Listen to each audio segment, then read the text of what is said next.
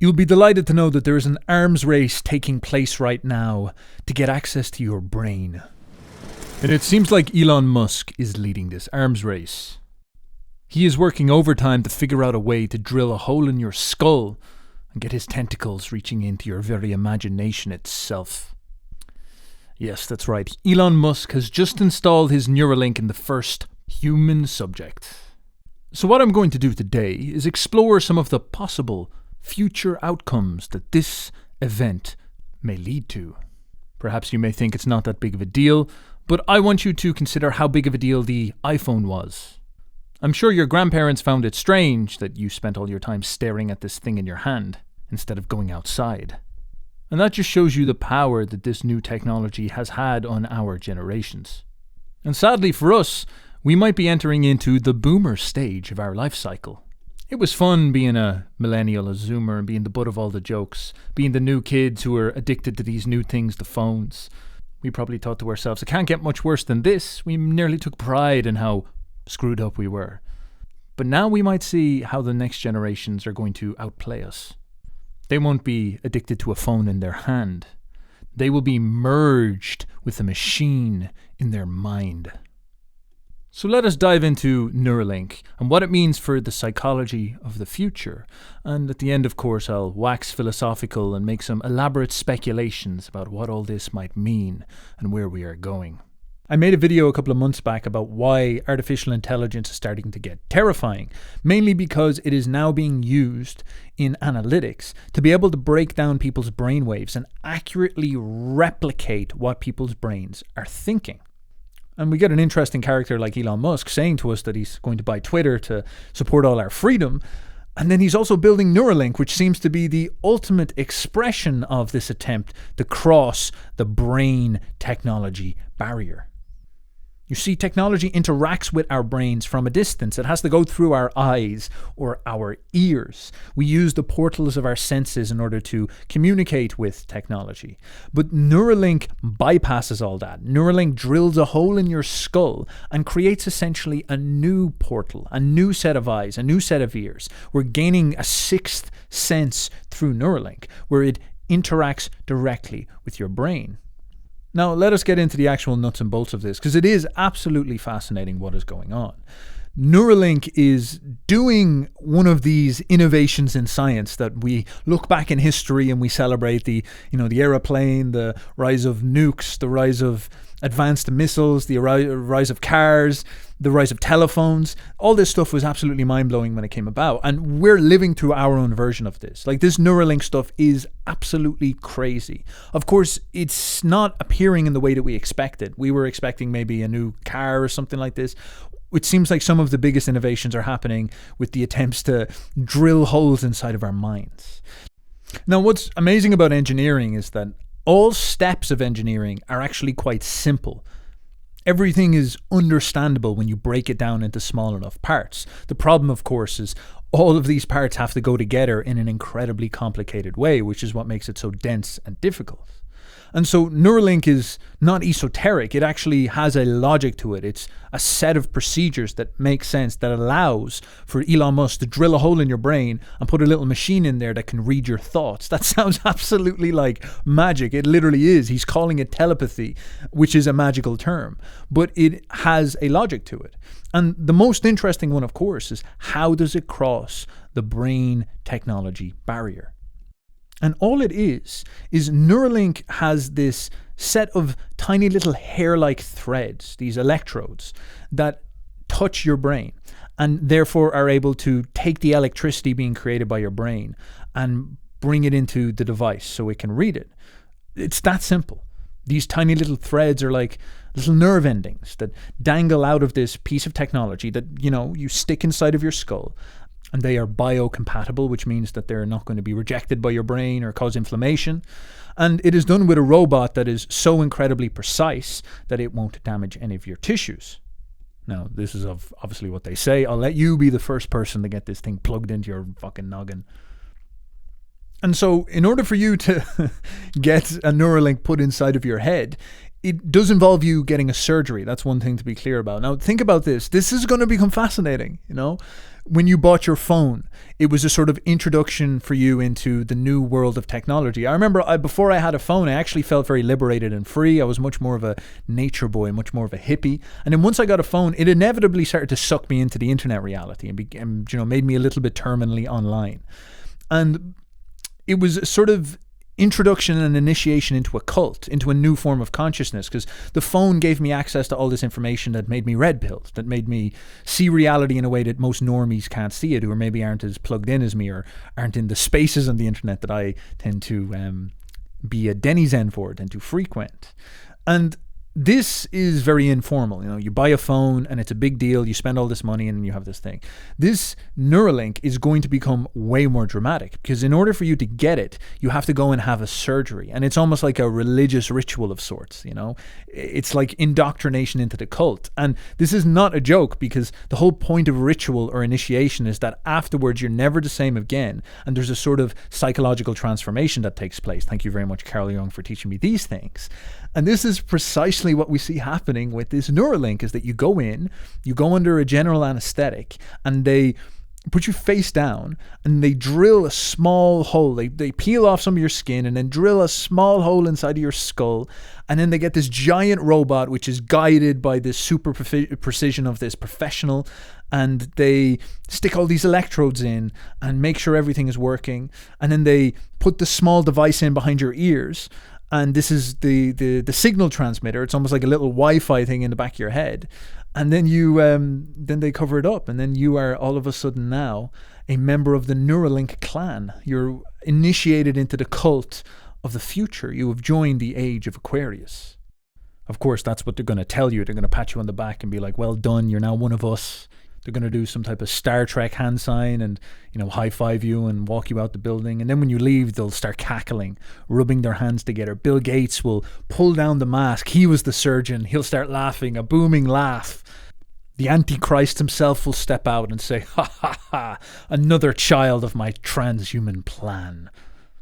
And then he'll turn around, still cackling, and throw a dart at a picture of your head that was pinned up in the surgery room. And the dart will land bullseye right on the spot where you got his philosopher's stone injected into your mind.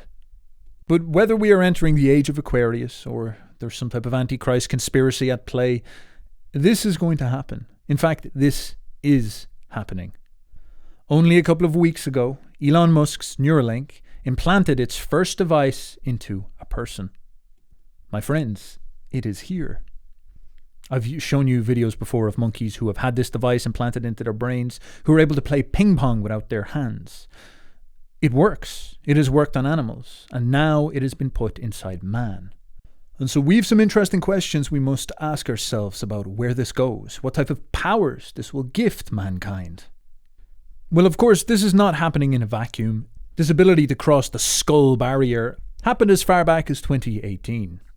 So there was another tool called BrainGate, and it took two men and one woman who had these grids, these electrodes, implanted over part of the motor cortex. So this is the part of your brain that controls movement, and this is what Neuralink targets as well, because it's trying to get your capacity to connect with this tool and use it almost like a cursor. If you think about how you move a cursor around your laptop, you are moving it with your hands, and it's a movement thing, and you click on things and you click on things and click on things. And so your access to the internet and your interaction with the internet is related to your capacity to move something. So the motor cortex is what they aim for. Now, there's a lot of interesting questions about targeting other areas of the brain for other things, which we'll get into in a minute, but this is the general one. So they go for the motor cortex. Now, these people, once they had this implanted in 2018, were able to use nothing more than their intentions to move a cursor. And they performed 7 common digital tasks. This was including browsing the web, sending emails, and things like this. One participant ordered groceries online and then played a digital piano. Now, what would this be like? Because these people described it as being quite intuitive, quite nice. It actually would involve you having a strong imagination. Your capacity to imagine is what will lead to your nervous system activating these pathways. So to give you an analogy for this, I'm sure you've probably heard of Conor McGregor and his run-up when he was fighting. He would spend a lot of time working on visualization. Now, this is something well known across athletics, well known across the world of musicians, that you don't actually need to practice to get the benefits of training. If you can visualize, you can develop your technique and your skill. Now, just a quick caveat, if you train physically and also visualize, you tend to get the best results. But if you visualize by itself, you tend to get better results than if you just train physically by itself, which is very interesting, because all skill is based on your nervous system, your brain's capacity to remember movement patterns. So when you visualize something, when you imagine something, even if you're not moving, you're actually training your brain to do the action. And it seems like Neuralink is very similar. When you're using something like Neuralink or one of these tools, BrainGate, what you need to do is, in some sense, visualize. Now, I admit this is a little bit speculative, but I'm going off what I'm reading about this. So this is coming from a man who is disabled, and he learned how to write using Neuralink. So a 65-year-old man had these electrodes implanted into the surface of his brain, and they read the electrical activity of the movement part of his brain, the controlled hand and finger movements.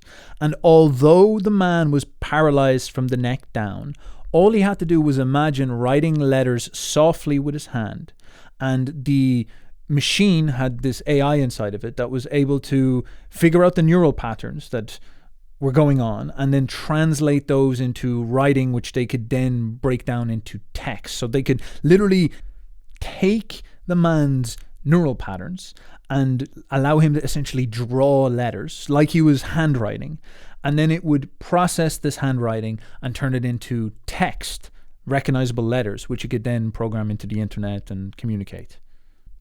Now, this was the surprising part of it. This happened years and years after a very serious spinal injury. So he hadn't used his hands or his fingers in almost a decade, maybe over a decade. But his thinking to text processes still worked because this part of his brain was still active. And he was able to write 15 words per minute, which is pretty much as fast as somebody his age would write on a smartphone now. It's much slower than the average person on a laptop, but it is just as fast as your boomer dad with one finger tapping on the phone. Now, there's some interesting speculation that comes out of this. This is where things start to get a little bit funky. Imagine if you could save your memories onto a hard drive and then go into this hard drive and upload them. This is kind of the way you think your brain works as it is. But what you get when you remember things is vague impressions. And this is actually well known among neuroscience, that we don't remember things as they actually happened. We tend to distort them quite significantly, to the point where sometimes your memories can be almost entirely false or highly influenced by fabrications and distortions. The emotional tenor of the memories can be exaggerated to mean something that they don't. Trauma is another famous version of this, where, you know, something emotionally scarred you, it left a mark upon you, and you make it more significant than it is, or you distort the memory to suit the pain, to give you a narrative that helps reinforce the pain in order to protect yourself from what you perceive to be the threat that hurt you. There's an incredible unreliability of memory. Now imagine if this Neuralink was constantly processing all your thoughts and moving them out of your brain as you were creating your memories and putting them in this special hard drive that essentially recorded them like a film. And so if you wanted to remember something accurately, you would just, go into the hard drive and pull that memory up from that date and that time or whatever it is. Now, how that would work, that is something that would be interesting to explore, but this is what people like Musk claim is possible. Now, I can tell you some technicalities about this, about what I think it may be like.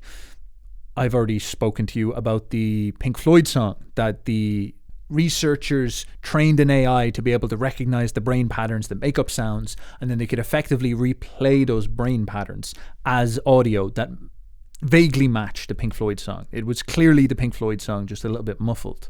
Now, we give that capacity 20 years, 25 years, 50 years to advance, maybe less. And will it be able to replicate that in almost perfect high resolution? Imagine if that AI was able to get brainwaves that weren't just picked up off electrodes that were strapped to somebody's head, but actually drilling inside of their brains into their brain itself, which is what Neuralink would do, which would be much more accurate neural signaling. If it was able to interpret this and then create almost perfect audio, Well, doesn't that mean that when you have a memory, when you live through something and you hear sounds that your ears would pick up, that would go into your brain, and when you see things happen, you see a face, you see an incident, a car crash, a tree, the leaves rustling, the birds whistling, I should be saying, your brain processes all of this. It all goes into your brain and is registered as neural activity. And if you had a Neuralink that was effectively decoding and picking up all this stuff and storing it accurately, why wouldn't it be able to then replicate this stuff? Why wouldn't it be able to generate those memories, recreate those memories based on these signaling, and be able to play it back to you? Let me clarify here.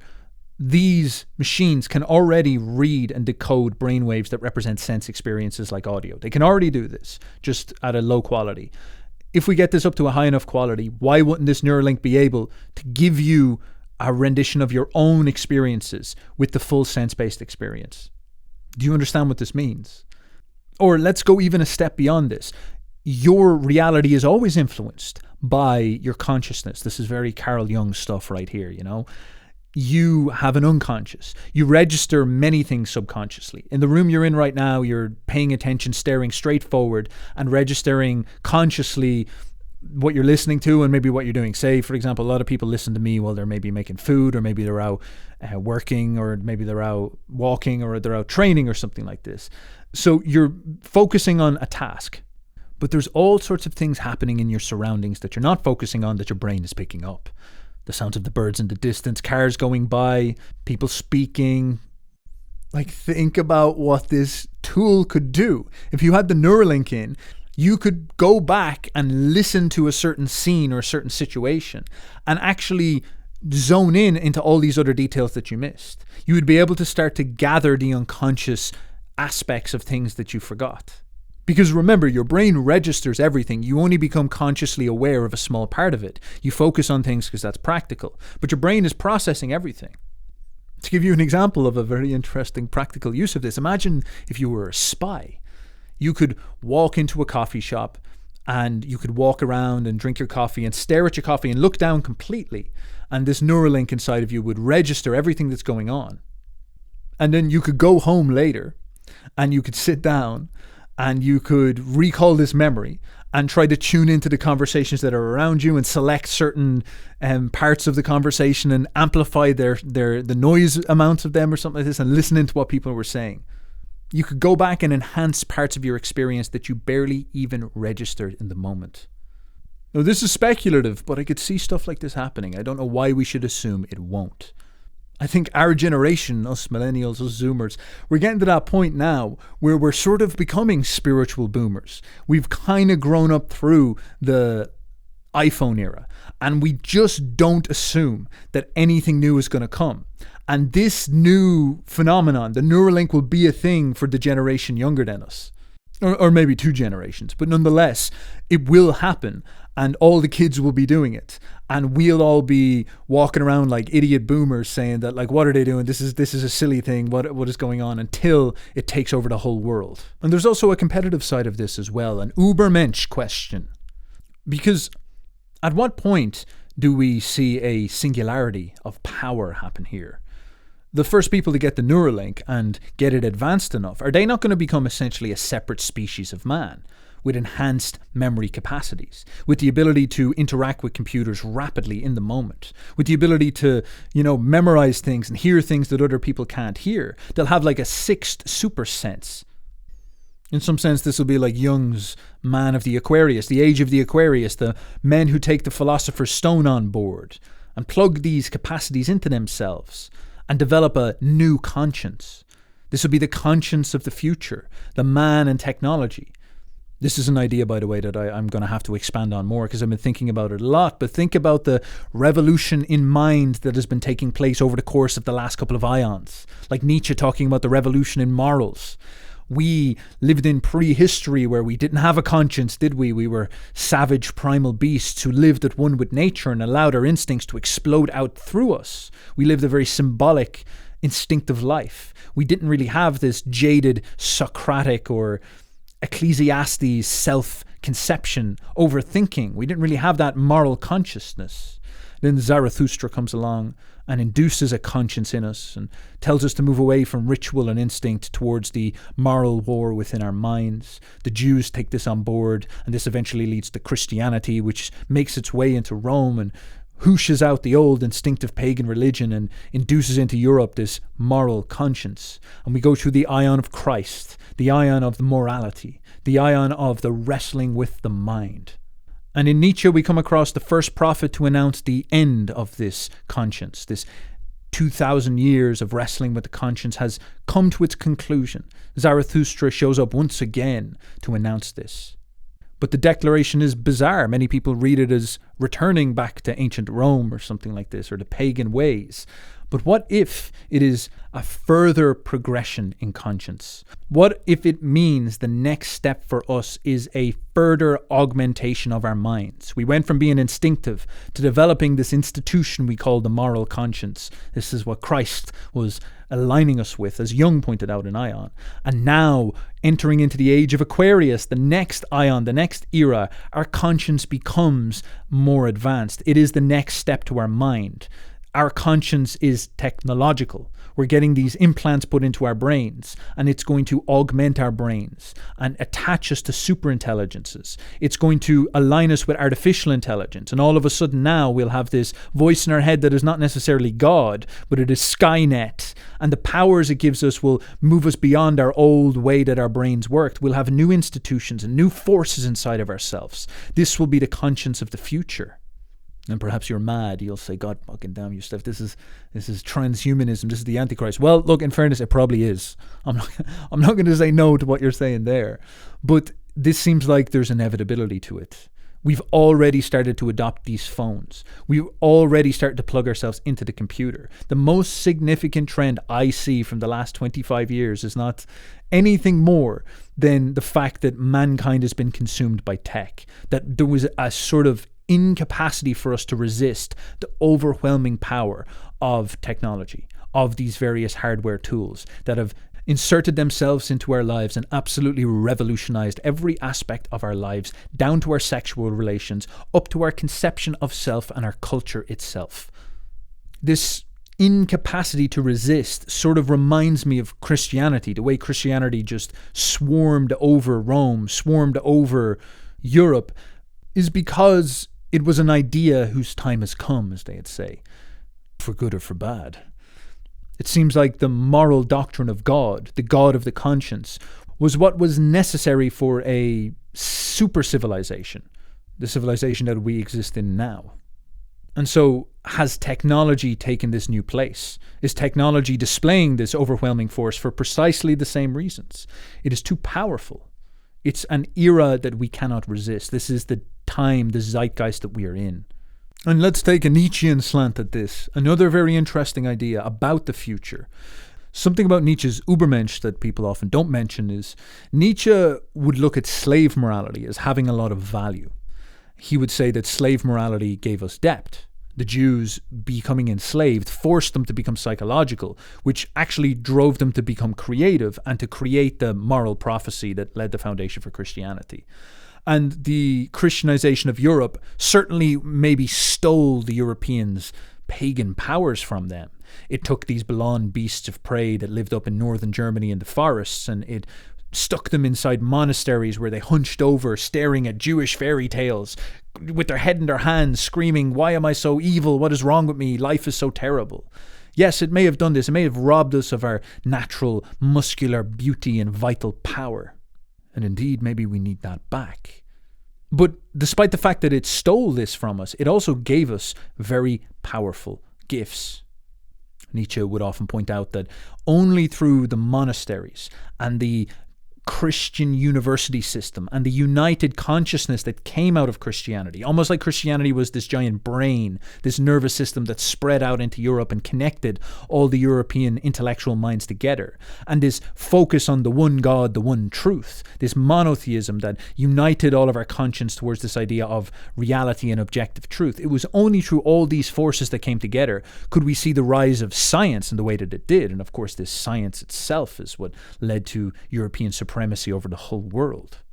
And so without this quote-unquote slave morality, this morality of the conscience, this morality of self-doubt, we may not have gotten mastery over the planet as the Europeans achieved. We may not have gotten the blasting forward into the sciences that we saw happen. Another example of this, of course, is slavery. Christianity was hugely against slavery. Now, the aristocratic master morality would obviously support slavery. Slavery is naturally how things work, and Rome and Greece were built on slavery. The idea of a Roman aristocrat working was looked down upon. They didn't do that stuff. They got slaves to do this. Now, perhaps as a consequence of this, Rome failed to industrialize and become scientific because all these aristocrats would spend their time at war, seeking honor, seeking what they called dignitas, instead of tinkering with things and laboring and working and trying to figure out machines to help them take the burden of work off their back, because they had so many slaves to do their work. Now, of course, the Christian West was much different. There was much more of an ethos of work, of innovation, of creativity. And there was an ethos against slavery. The English banned slavery. The Spanish banned slavery long before that. These were some of the first civilizations in all of human history to do this. And so as a consequence of England banning slavery and being forced to do all their work themselves, well, what do you see happen? They build trains, they build machines, systems, factories, capitalism, the division of labor. And so it was through their refusal to engage in slavery because it's unchristian, because it's immoral, because it's bad for the conscience, it's against the conscience, that they gained the capacity to become industrial. And of course, England sets off to conquer the entire known world. So there's an interesting relationship here between the compromise of what we might call slave morality or the conscience and the suppression of the instincts and the master urges. And history is full of a litany of examples of this. For example, the people who ended up ruling large parts of the Arab world, well, I guess you could say the Middle East after the Muslim conquests, were actually slaves. The Mamelukes, the Janissaries, these were people who were descended from slaves. The Muslim conquerors would steal slaves and use them as sex slaves, so basically women from, for example, Eastern Europe, and then their descendants would become very powerful. Towards the end, many of these states around Turkey and even places like Egypt, the upper class was almost entirely Slavic blood because they had this habit of constantly taking Slavic sex slaves.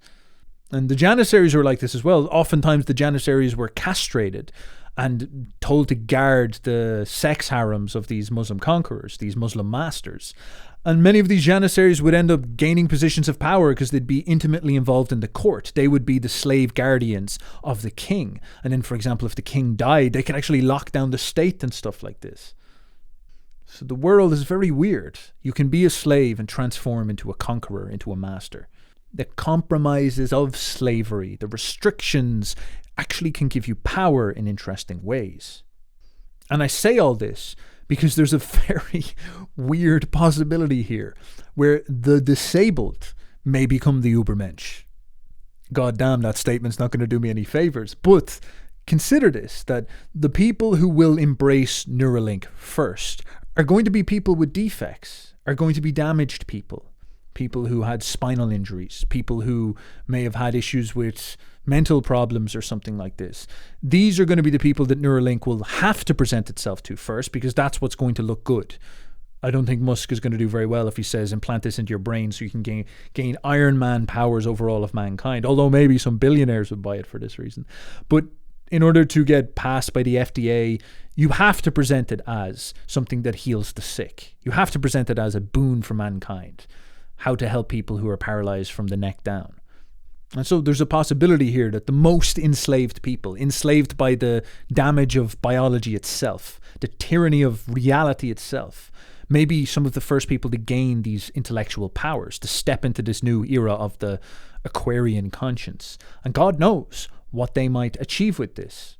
Perhaps they will be the first to merge with artificial intelligence and develop a advanced IQ cyborg brain that is able to defeat all of our brains. Or if you want to think about it this way, imagine somebody who had a physical injury.